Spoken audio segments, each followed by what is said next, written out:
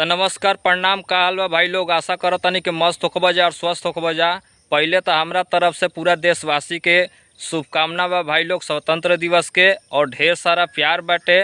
तो भाई लोग हम आवतनी मेन मुद्दा पर। लोग एगो हम वीडियो बनैले रहनी है 10 दिन पहले, माने 5-6 दिन होखता, नेचुरल ब्यूटी के नाम से। तो हमरा लागल कि मैंने फनी वीडियो बनावेली या केहू के करियावा केहू के कुछ भी मैंने बोल देली, लइकन के ज़्यादा ट्रोल करेली या मैंने मजाक वाली वीडियो रहेला उनका। तो हमरा लागल कि काहे ना एगो वीडियो बनावल जाऊँ करा ऊपर। लेकिन हमके एगो बतिया उनका बहुत बुरा लागल है भाई लोग।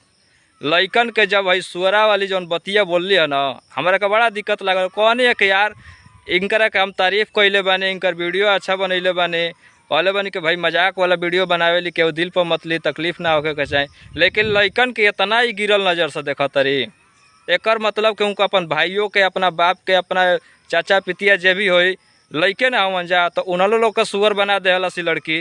तो भाई लोग पहले इनकर वीडियो देखा जा, फिर तो लोग कहवा जा कि हाँ हम गलत बानी कि सही बानी। अब हम वीडियो ना बनैले रहती, लेकिन बनावे का मकसद हो गई खाली इतने कि लइकन के अब सुअरा बोल देले बड़ी। तो भाई लोग पहले वीडियो देखा जा इनकर। एगो बात कही, लड़की सब के बहुत घमंड रहेला उहो अपना आप पर। काहे से कि तहनी खानी फोटो एडिटिंग करके उड़े निसना बाज के तरह सुअर लोग मुँह रहेला सुअर जैसे एकदम बन जा लोग विश्व सुंदर। लेकिन हम नहीं होंगे ना, हम तो बिल्कुल ना करनी, हम है नेचुरल ब्यूटी। पापा जी का कैसे सपोर्ट है? पापा जी है या नहीं? पापा जी नहीं है, पापा जी नहीं भैया लोग है, हम है। कैसा घर का कैसे सपोर्ट है? वीडियो बनाओ या ना बनाओ? अच्छा है। तो भाई लोग देखला जाना वीडियो का ये तरह के केहू लड़का होखे चाहे लड़की होखो, ओकरे के सुअरा सुअरी चाहे कुत्ता कुत्ती कुछ भी कहाला से माने वायरल हो जाए आदमी, इतना अच्छा कहा जाई कोई भी माने होखो, हम ही काहे ना होके।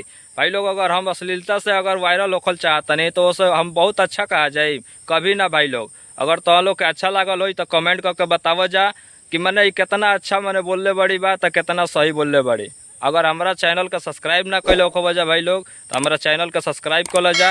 ऐसा लोग के भाई हम तो अब का कहीं ओकरे का सपोर्टे ना करे के चाही।